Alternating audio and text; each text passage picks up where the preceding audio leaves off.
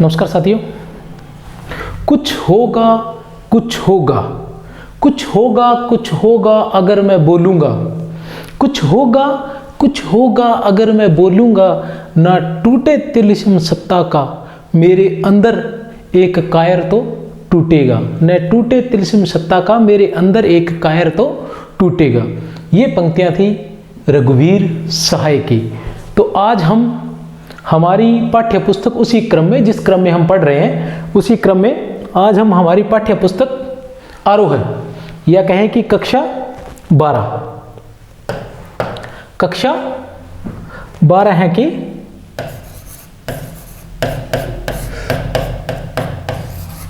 कक्षा 12 की पाठ्य पुस्तक आरोह है भाग 2। आरोह है भाग 2 के अध्याय 4 का अध्ययन करेंगे। कक्षा 12 की अनिवार्य हिंदी की पाठ्य पुस्तक आरोह है भाग 2 के अध्याय 4 का अध्ययन करेंगे। अध्याय 4 है रघुवीर सहाय। ठीक है, इससे पहले का मैं बता देना चाहता हूं, मैं प्रत्येक अध्याय के साथ पीछे के अध्याय के बारे में थोड़ा सा बताता रहूंगा ताकि आपको थोड़ा बहुत उसके बारे में याद रहे। कहने से तात्पर्य कि इससे पहले जो अध्याय 1 है हरिवंश राय बच्चन, उनकी 2 कविताएं पढ़ चुके हैं, आत्म परिचय और दिन जल्दी जल्दी ढलता है।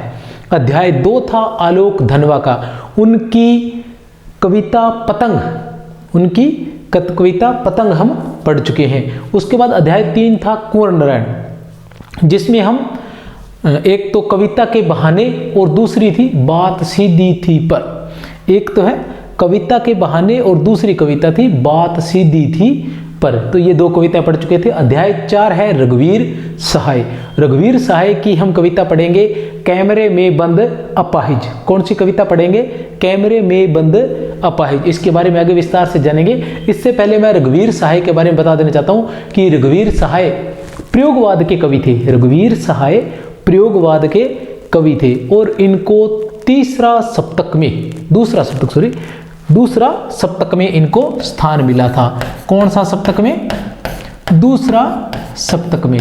सप्तकों के बारे में हम जानते ही हैं कि सप्तकों का संपादन अज्ञे ने किया था। 4 सप्तक थे, 1943 में, 1951 में, 1959 में और 1979 में। ये चार सप्तक थे जिनमें से पहले का नाम तार सप्तक था, बाकी का द्वितीय सप्तक, तृतीय सप्तक और चतुर्थ सप्तक ये था। तो जो रघुवीर सहाय थे वो दूसरा सप्तक के कवि थे। इनका जन्म 9 दिसंबर 1929 ईस्वी को कब हुआ था? 9 दिसंबर 1929 ईस्वी को। कहाँ हुआ था? लखनऊ उत्तर प्रदेश में। कहाँ हुआ था? लखनऊ उत्तर प्रदेश में। और निधन हुआ था 1990 ईस्वी में नई दिल्ली में। तो इसी के साथ एक कड़ी और जुड़ती है, वो भी मैं बता देना चाहता हूँ। क्या कड़ी जुड़ती है? हमारी कड़ी ये जुड़ती है कि जो इससे पहले का अध्याय था कुंवर नारायण, उनका जन्म भी कहाँ हुआ था? कब हुआ था? उनका जन्म हुआ था 1927 ईस्वी में। उनका जन्म हुआ था 1927 ईस्वी में। कहाँ हुआ था? लखनऊ की जगह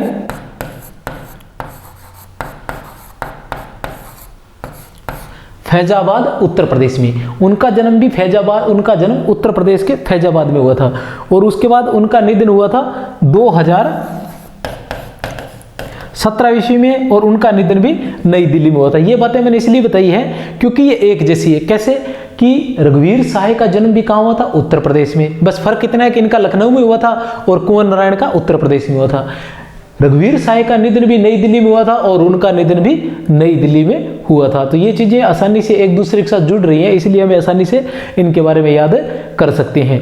तो रघुवीर सहाय, आगे हम थोड़ा सा रघुवीर सहाय का परिचय पढ़ेंगे। वैसे विस्तार से हम रघुवीर सहाय को, इसका एक अलग वीडियो बना हुआ है सिर्फ रघुवीर सहाय के लिए, जो प्रयोगवाद के अंदर हम इसको रघुवीर सहाय को विस्तार से पढ़ेंगे। यहाँ हम थोड़ा सा छोटा सा परिचय देंगे और उसी को हम अध्ययन करेंगे। तो इसके बाद आता है रघुवीर सहाय के प्रमुख रचनाएं। रघुवीर सहाय की प्रमुख रचनाएं। तो प्रमुख रचनाओं की जगह हम सबसे पहले किसकी बात करेंगे? काव्य संग्रह की। किसकी बात करेंगे? काव्य संग्रह की। तो काव्य संग्रह की बात करेंगे तो यहां मैं एक छोटी सी ट्रिक आप लोगों को बता देना चाहता हूं।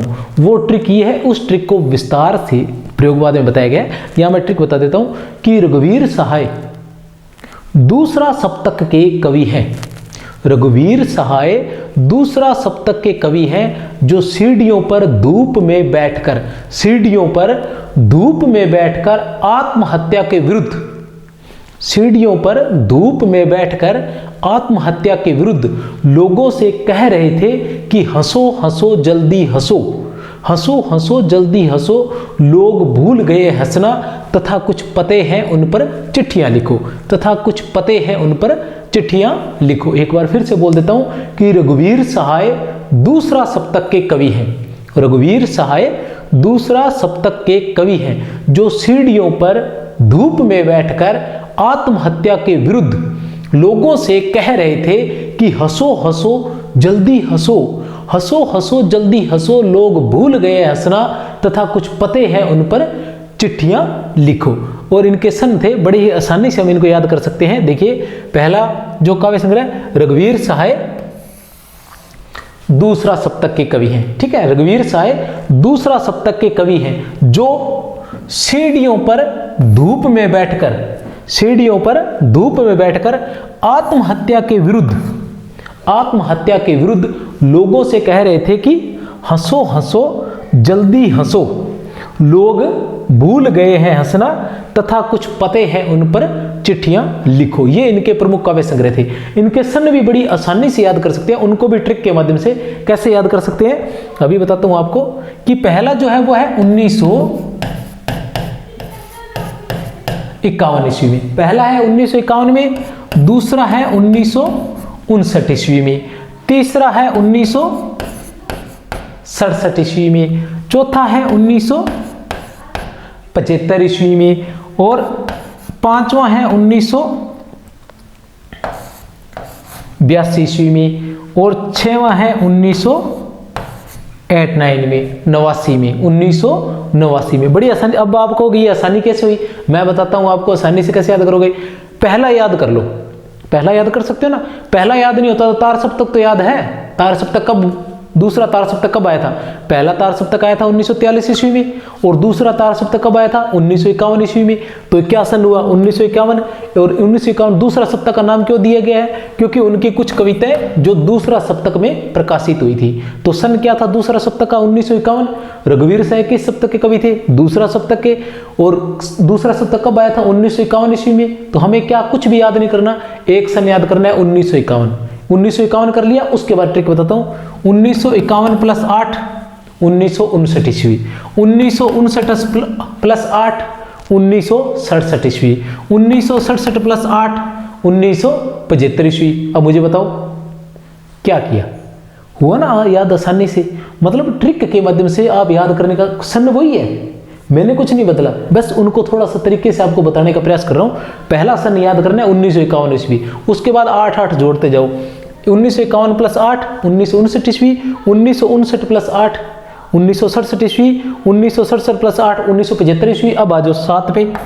1975 प्लस 7 82 ईस्वी, और इसके प्लस 7 1989 ईस्वी। यहां भी अगर 8 जोड़ोगे तो भी कोई फर्क नहीं पड़ने वाला, 1983 और 1990 हो जाएगा। और इतना करीब से कोई नहीं पूछता है। वहां 1989 आएगा तो तुम अपने आप समझ जाओगे कि यही हो सकता है। लेकिन फिर भी इस तरीके से याद करोगे 8 8 और 7, बस प्लस करना है सिर्फ। रघुवीर सहाय दूसरा सप्तक के कवि हैं जो सीढ़ियों पर धूप में बैठकर आत्महत्या के विरुद्ध लोगों से कह रहे थे कि हंसो हंसो जल्दी हंसो, लोग भूल गए हंसना, तथा कुछ पते हैं उन पर चिट्ठियां लिखो। ये है इनकी प्रमुख रचनाएं। इनको कक्षा 12 के विद्यार्थी जो है वो परिचय के अंदर लिख सकते हैं जब भी एक व्यक्ति का परिचय आएगा। और उसके अलावा जो व्याख्याता और वरिष्ठ अध्यापक की तैयारी करने वाले हैं उनके लिए तो महत्वपूर्ण ही है। विस्तार से प्रयोगवाद में बताया गया, एक बार फिर से बता देता हूं। अब देखो थोड़ा सा एक चीज और बता देता हूं, क्या है वो कि दूसरा सप्तक के कवि है, दूसरा सप्तक के कवि हैं। अब दूसरा सप्तक क्या था, कब आया था? 1951 ईस्वी में दूसरा सप्तक आया। दूसरा सप्तक के कवि कौन से थे? उसकी भी एक ट्रिक है, शब्दधन शहर। शब्दधन शहर बड़ी आसानी से स भ ध न श है और र, ये थे शब्दधन शहर। ये है दूसरा सप्तक, शब्द धन शहर, शब्द धन शहर दूसरा, ये दूसरा सप्तक के कवि हैं सभी के सभी। किसने संपादन किया था? अज्ञा ने। दूसरा सप्तक कवि है, क्या नाम था?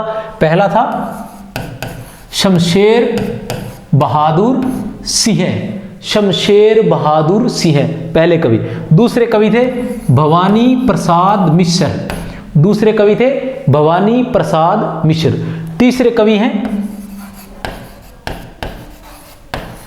धर्मवीर भारती, तीसरे कवि हैं धर्मवीर भारती। 4 नंबर के कवि हैं नरेश मेहता। 5 नंबर के कवि हैं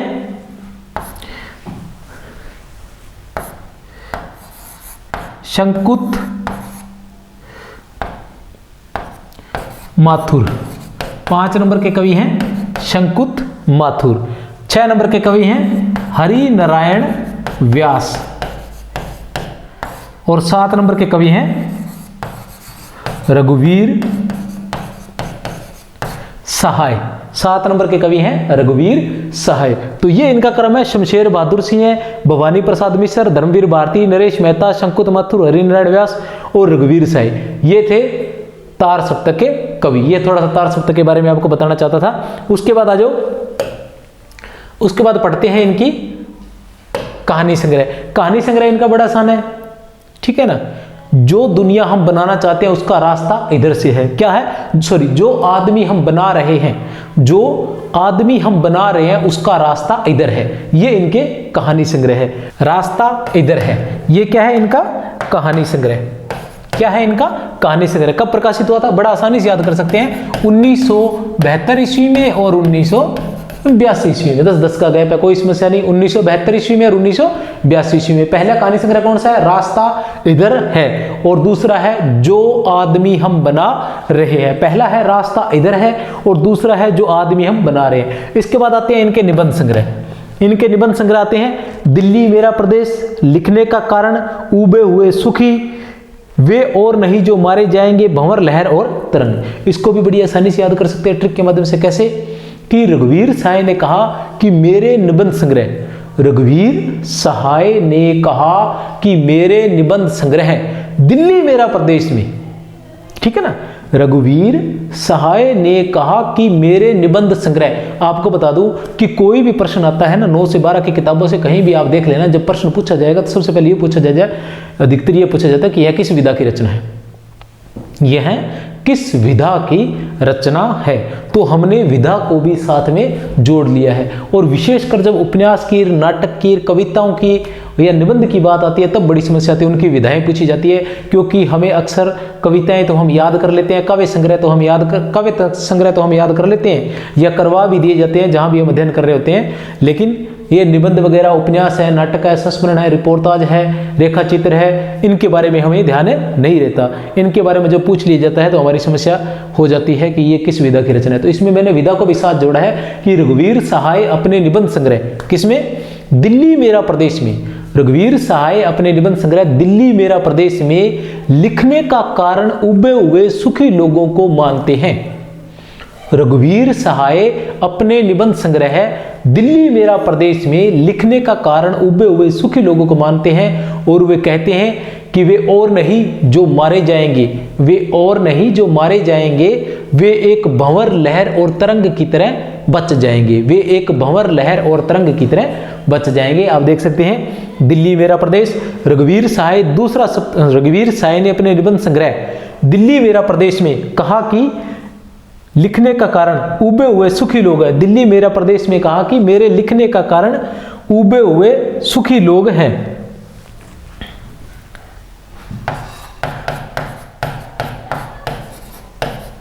उबे हुए सुखी लोग हैं, वे और नहीं जो मारे जाएंगे, वे एक भंवर, लहर और तरंग की तरह बच जाएंगे, वे एक भंवर, लहर और तरंग की तरह बच जाएंगे। चलो आगे देखते हैं। उसके बाद आते हैं इनके सम्मान। इनको सम्मान प्राप्त हुआ था साहित्य अकादमी पुरस्कार। कौन सा सम्मान प्राप्त हुआ था? साहित्य अकादमी। कब हुआ था? 1984 में। किसके लिए हुआ था? लोग भूल गए हैं। तो रघुवीर सहाय को साहित्य अकादमी पुरस्कार प्राप्त हुआ था। किस पर प्राप्त हुआ था? लोग भूल गए हैं। लोग भूल गए हैं कब प्राप्त हुआ था? 1984 ईस्वी में। कब प्राप्त हुआ था? 1984 ईस्वी में। अब लोग भूल गए हैं क्या था? एक काव्य संग्रह था। क्या था? किस विधा की रचना थी? एक काव्य संग्रह था, जिसकी रचना कब हुई थी? 1982 ईस्वी में। कब हुई थी उसकी रचना? 1982 ईस्वी में। किसकी? लोग भूल गए हैं। कौन सा सम्मान प्राप्त हुआ था? हिंदी साहित्य अकादमी पुरस्कार। साहित्य अकादमी पुरस्कार किसको? रघुवीर सहाय को। किसके लिए? उनके काव्य संग्रह लोग भूल गए हैं। कब हुआ था? 1984 में। उसकी रचना कब हुई थी या प्रकाशन कब हुआ था? 1982 ईस्वी में। ठीक है ना? कब हुआ था? 1982 ईस्वी में। कैसे हुआ था 1982? देखो एक बार पुनः स्मरण करवा देता हूं। क्या सन था? 51, 59, 67, 75, 82, 89, ये इनके काव्य संग्रह थे। 6, ये 6 इनके काव्य संग्रह थे। कौन से थे? दूसरा सप्तक। 1951 में दूसरा सप्तक के कवि हैं जो सीढ़ियों पर धूप में, 1959 में सीढ़ियों पर धूप में बैठकर आत्महत्या के विरुद्ध, 1967 आत्महत्या के विरुद्ध लोगों से कह रहे थे कि लोग भूल गए हैं। ठीक है ना? आत्महत्या के विरुद्ध दूसरा सप्तक के कवि हैं जो सीढ़ियों पर धूप में बैठकर आत्महत्या के विरुद्ध, ये हो गया आत्महत्या के विरुद्ध, लोगों से कह रहे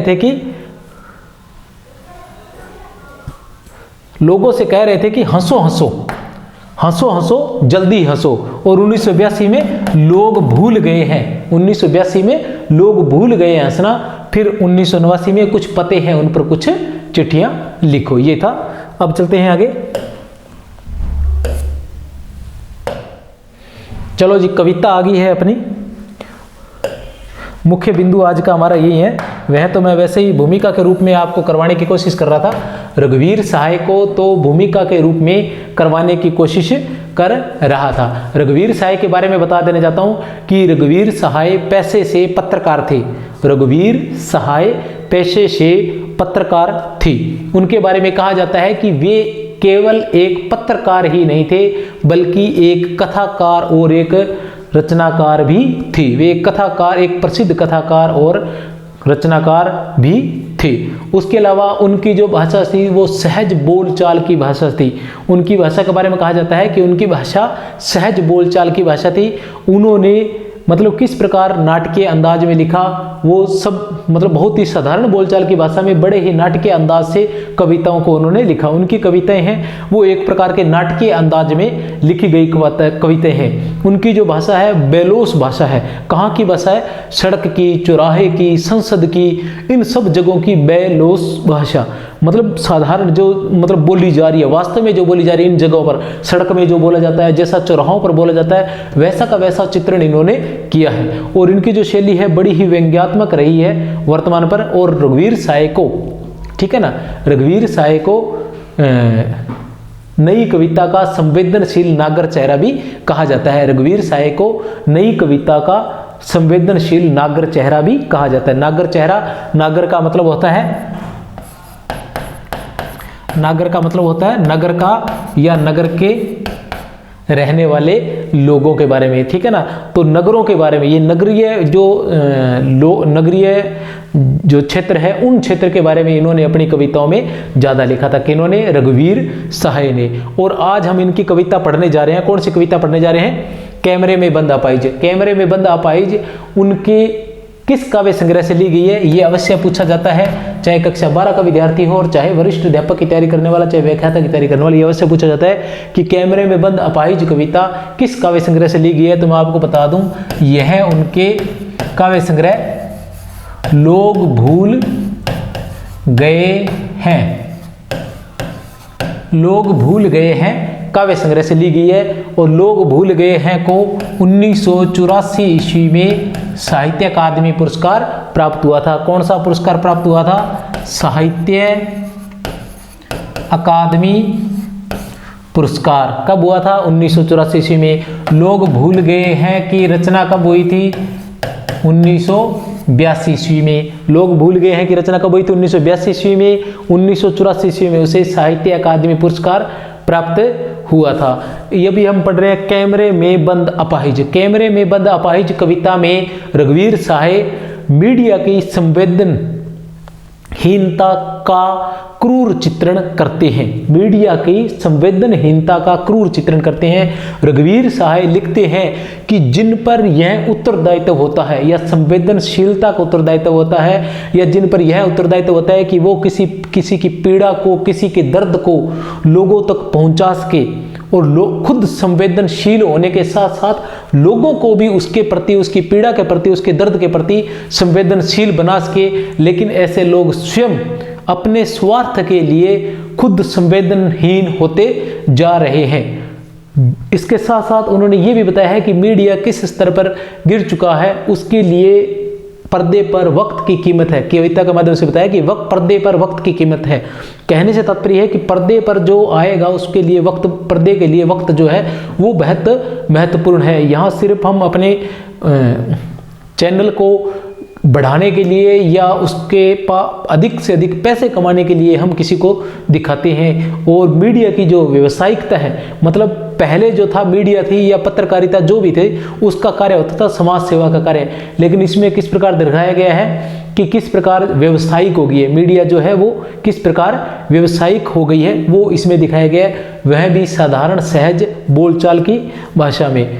किसमें? साधारण सहज बोलचाल की भाषा में। इसमें किस गुण का प्रयोग हुआ है? प्रसाद गुण का और पांचाली रीति का इसमें प्रयोग किया गया है। किसका? प्रसाद गुण का और पांचाली रीति का प्रयोग किया गया है। सहज बोलचाल की भाषा में तत्सम शब्दों का प्रयोग हुआ है हालांकि, लेकिन फिर भी सहज बोलचाल की भाषा में, ठीक है, किसका? मीडिया की संवेदनहीनता का चित्रण किया गया है।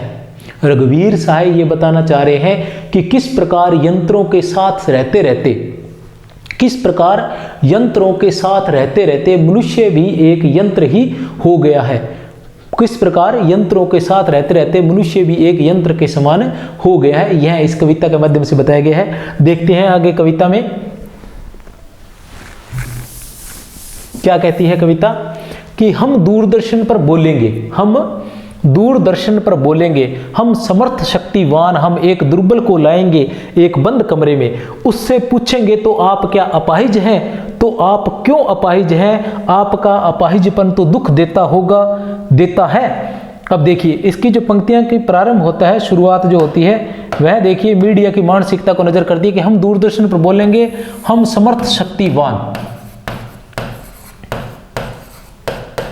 अहंकार, यहीं पर अहंकार का चित्रण हो जाता है, यहीं पर मीडिया की संवेदनहीनता का चित्रण हो जाता है, यहीं पर मीडिया की संवेदनहीनता का चित्रण हो जाता है। हम एक दुर्बल को लाएंगे,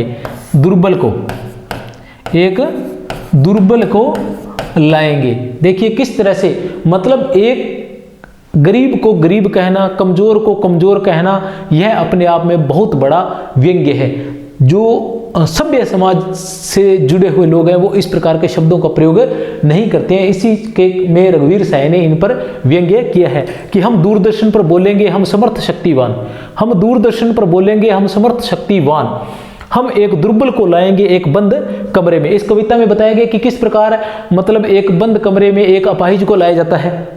मैं कविता का थोड़ा सा सार बता देता हूँ कि इस कविता में ये दर्शाया गया है कि जो मीडिया वाले हैं वो दूरदर्शन पर उसको दिखाने के लिए एक दुर्बल को, एक अपंग को, एक अपाहिज को दूरदर्शन पर दिखाने के लिए लाते हैं।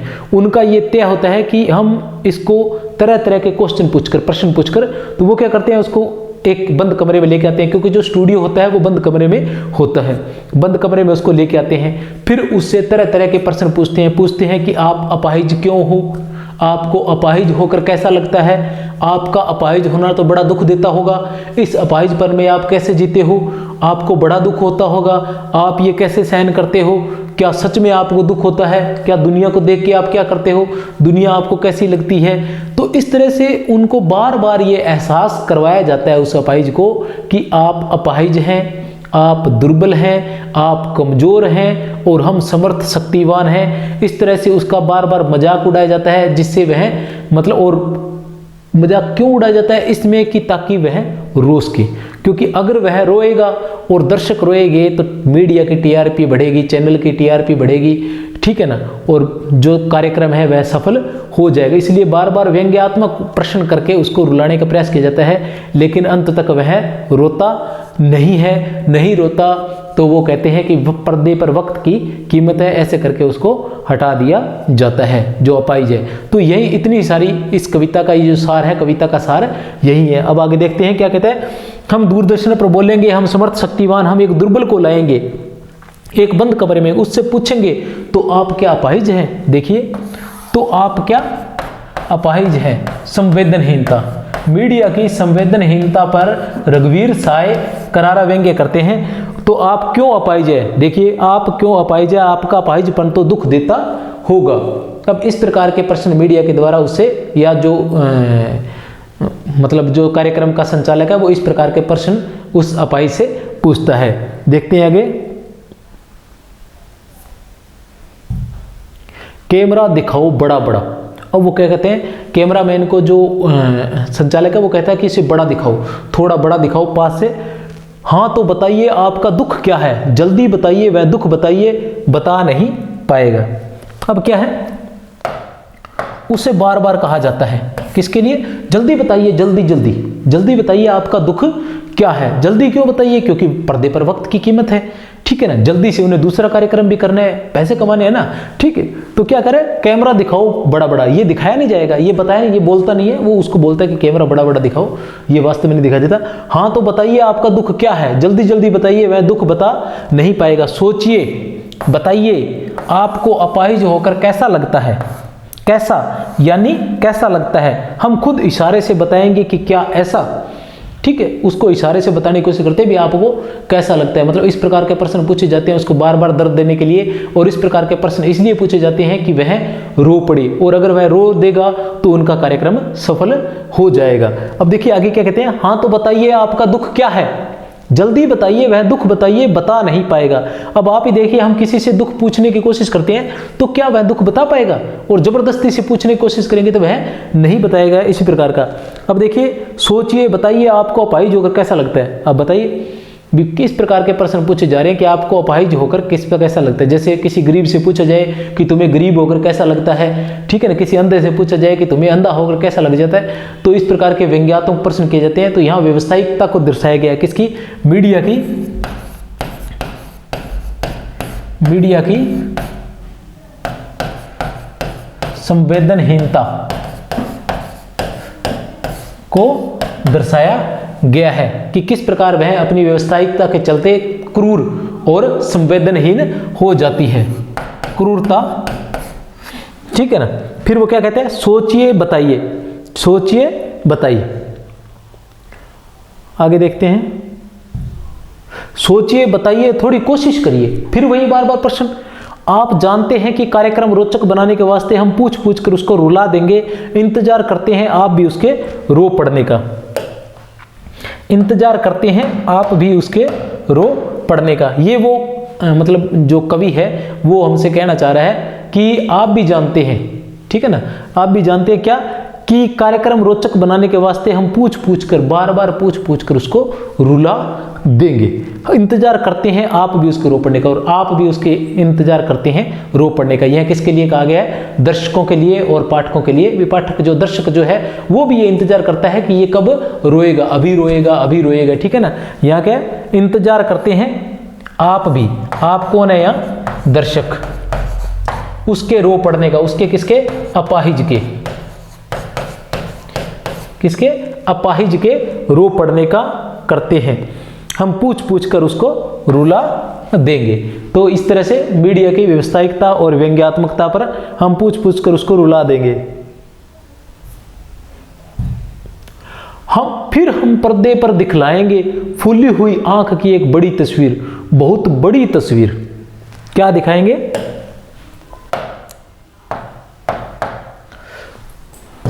फूली हुई आंख की एक बहुत बड़ी तस्वीर। अब वो कोशिश की जाती है कि वो रो, लेकिन वह रोता नहीं है। तो फिर उसको जबरदस्ती करके उसकी आंख की वो रोने की कोशिश में या रोने लग जाता है, या अपने आप को मतलब बहुत ही कमजोर समझता है, तो उस वजह से उसकी आंखें रोने जैसी हो जाती है या लाल हो जाती है दुख के कारण। तो उन आंखों को कैमरा करके उनको बड़ा बड़ा दिखाया जाता है ताकि उसका दुख बेचा जा सके। ठीक है ना। और रघुवीर साय इस कविता के माध्यम से बताते हैं कि किसी का दुख बेचने की वस्तु नहीं है, दुख जो है वह बांटने की चीज़ है, उसे बांटा जा सकता है, उसे बेचा नहीं जा सकता। लेकिन मीडिया वर्तमान में दुख को बेच रही है और बेचने का प्रयास किया जा रहा है। फिर हम पर्दे पर दिखलाएंगे फूली हुई आंख की एक बड़ी तस्वीर, बहुत बड़ी तस्वीर, और उसके होठों पर एक कसमसाहट भी। आशा है आप उसकी अपंगता की पीड़ा मानेंगे। एक और कोशिश दर्शक धीरज रखिए। अब वो क्या कह रहा है, एक और कोशिश दर्शक धीरज रखिए, मतलब वो कह रहा है कि फूली हुई आंख दिखा दी है, आप थोड़ा सा इंतजार कीजिए, हम उसको रुला देंगे, और अगर रुला देंगे तो हमारा कार्यक्रम सफल हो जाएगा। और आप भी जिस बात का इंतजार कर रहे हैं, दर्शक किस बात का इंतजार कर रहे हैं, उसके रोने का इंतजार कर रहे हैं। और जब वह अपने दर्द पूरी तरह से व्यक्त कर पाएगा, जब तक वह रोएगा नहीं, उसका दर्द दुनिया तक कैसे जाएगा, इस बात के लिए उसको बार बार प्रताड़ित किया जा रहा है। देखिए हमें दोनों एक संग रुलाने हैं। अब क्या उद्देश्य है उनका, हमें दोनों एक संग रुलाने हैं। दोनों कौन कौन से, एक तो दर्शक और दूसरा अपाहिज। एक तो दर्शक और दूसरा अपाहिज, हमें दोनों एक संग रुलाने हैं, आप और वह दोनों। आप मतलब दर्शक और वह मतलब अपाहिज, वह मतलब अपाहिज। कैमरा बस करो, नहीं हुआ रहने दो। अब वो रोता नहीं है, संचालक कहता है कैमरे वाले को, कैमरे वाले बस करो, रहने दो बस, ठीक है ना। पर्दे पर वक्त की कीमत है, पर्दे पर वक्त की कीमत है। इस पंक्ति के माध्यम से रघुवीर सहाय क्योंकि वो पेशे से पत्रकार थे, तब उन्होंने मीडिया की संवेदनहीनता को नजदीक से देखा और परखा था। उसी के आधार पर उन्होंने ये कविता लिखी, पर्दे पर वक्त की कीमत है। इसके माध्यम से रघुवीर साहब मीडिया की व्यावसायिकता पर करारा व्यंग्य करते हैं, व्यावसायिकता पर करारा व्यंग्य करते हैं, ठीक है ना। कि किस प्रकार मीडिया जो है जिसका कार्य कुछ और है और वो हो कुछ और गई है। वर्तमान में मीडिया व्यावसायिक हो गई है। अब मुस्कुराएंगे हम, आप देख रहे थे सामाजिक उद्देश्य से युक्त कार्यक्रम, बस थोड़ी ही कसर रह गई, अब मुस्कुराएंगे हम। अब वो संचालक कह रहे हैं कि अब हम मुस्कुराएंगे। जैसे हम देखते हैं ना कोई कार्यक्रम के बाद वो जो कार्यक्रम संचालक होता है वो सामने आता है और वो कहता है कि हाँ अब देख रहे थे आप कार्यक्रम मुस्कुराते हुए, तो उसी प्रकार वो कह रहा है कि अब हम मुस्कुराएंगे, मुस्कुराते हुए कहेंगे कि आप देख रहे थे कार्यक्रम सामाजिक उद्देश्य से युक्त कार्यक्रम, मतलब लोगों को मूर्ख बनाने का प्रयास किया जा रहा है, सामाजिक उद्देश्य से युक्त कार्यक्रम। जबकि दिख रहा है, स्पष्ट नजर आ रहा है कि ये जो कार्यक्रम था ये व्यावसायिकता से परिपूर्ण था। लेकिन कहा क्या जाता है कि सामाजिक उद्देश्य, फिर क्या कहा जाता है, बस थोड़ी कसर रह गई। किसमें कसर रह गई थी, कार्यक्रम के सफल होने में। कार्यक्रम के सफल होने में थोड़ी ही कसर रह गई थी। और कार्यक्रम सफल कैसे होता, अगर वह अपाहिज रोने लग जाता तो। क्योंकि कार्यक्रम की सफलता का या कार्यक्रम का जो मुख्य उद्देश्य था वो क्या था कि आप और वह दोनों रुलाने हैं। मुख्य जो था वो क्या था, आप और वह दोनों रुलाने हैं। तो वह नहीं रोया, अपाहिज नहीं रोया, और अपाहिज नहीं रोया तो फिर आप भी नहीं रोए, और जब आप और वह दोनों नहीं रोए तो फिर कार्यक्रम सफल नहीं हुआ। तो वो कह रहे हैं बस थोड़ी सी कसर रह गई थी कार्यक्रम के सफल होने में, ठीक है। तो इसी के साथ अपने पढ़ी थी आज कविता कैमरे में बंद अपाहिज, जिसमें रघुवीर सहाय ने मीडिया की संवेदनहीनता और उसकी व्यावसायिकता, उसकी क्रूरता, उसकी निष्ठुरता आदि पर करारा व्यंग्य किया है। और इसके साथ साथ रघुवीर साय यह भी कहना चाहते हैं कि चाहे मीडिया है या दूरदर्शन है या चाहे अन्य उसके साधन है या कोई व्यक्ति विशेष भी है, तो हमें किसी के दर्द को बांटने का प्रयास करना चाहिए, उसको व्यावसायिक बनाने का प्रयास नहीं करना चाहिए। हमें दूसरों के दर्द को महसूस करना चाहिए। प्रत्येक मनुष्य को संवेदनशील होना चाहिए, न कि संवेदनहीन होना चाहिए। अभी हम इस कविता में थोड़ा सा एक बार और देखते हैं, थोड़ी सी क्या देखेंगे इसमें। हम दूरदर्शन पर बोलेंगे, हम समर्थ शक्तिवान, हम एक दुर्बल को लाएंगे एक बंद कमरे में, उससे पूछेंगे तो आप क्या अपाहिज है, तो आप क्यों अपाहिज है, आपका अपाहिजपन दुख देता होगा, देता है। फिर आता है दूसरा, कैमरा दिखाओ उसे बड़ा बड़ा, हाँ तो बताइए, सोचिए बताइए, देखिए सोचिए बताइए, ठीक है ना, ए और यहां भी ए, ठीक है ना, यहां भी ए, तो इसे क्या बोलते हैं, अनुप्रास अलंकार। अनुप्रास कौन सा है, जब किसी शब्द या जहां वर्णों की आवर्ती हो तो वहां अनुप्रास अलंकार होता है, और वही वर्णों की आवर्ती शब्दों के अंत में हो, ठीक है, तो वहां कौन सा होता है, अंत्यानुप्रास। तो यहां कौन सा अलंकार होगा, अंत्यानुप्रास अलंकार, अंत्यानुप्रास अलंकार होगा। यहां पर कौन सा अलंकार होगा, अंत्यानुप्रास अलंकार। आपको अपाहिज होकर कैसा लगता है, कैसा यानी कैसा, यहां आपको अपाहिज होकर कैसा लगता है, कैसा यानी कैसा लगता है, हम खुद इशारे से बताएंगे। इसके बाद आगे चलते हैं, सोचिए बताइए, यहां भी क्या होगा, वही अनुप्रास अलंकार रहेगा। सोचिए बताइए, यहां भी ए की आवृत्ति है, तो यहां भी क्या होगा, अनुप्रास अलंकार रहेगा। कौन सा अनुप्रास, अंत्यानुप्रास। आप मानते हैं कि कार्यक्रम रोचक बनाने के वास्ते हम पूछ पूछ कर में कौन सा होएगा, पुनरुक्ति प्रकाश अलंकार। कौन सा होगा, पुनरुक्ति प्रकाश अलंकार। कौन सा अलंकार, पुनरुक्ति प्रकाश अलंकार। पुनरुक्ति प्रकाश अलंकार में क्या होता है, जहां शब्दों की आवृत्ति होती है और प्रत्येक बार अर्थ समान ही होता है, जहां शब्दों की आवृत्ति होती है और प्रत्येक बार शब्द समान होता है, वहां पुनरुक्ति प्रकाश अलंकार होता है। हम पूछ कर उसको रुला देंगे, इंतजार करते हैं आप भी उसके रो पढ़ने का। फिर आता है, आगे देखते हैं, फिर हम पर्दे पर दिखलाएंगे फूली हुई आंख की एक बड़ी तस्वीर, बहुत बड़ी तस्वीर।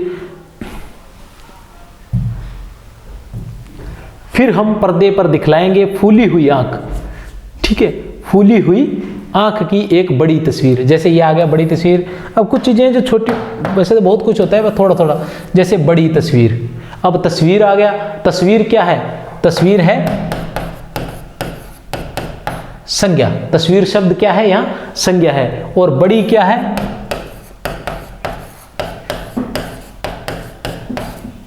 विशेषण। बड़ी क्या है, विशेषण है। कौन सा विशेषण है, गुणवाचक विशेषण।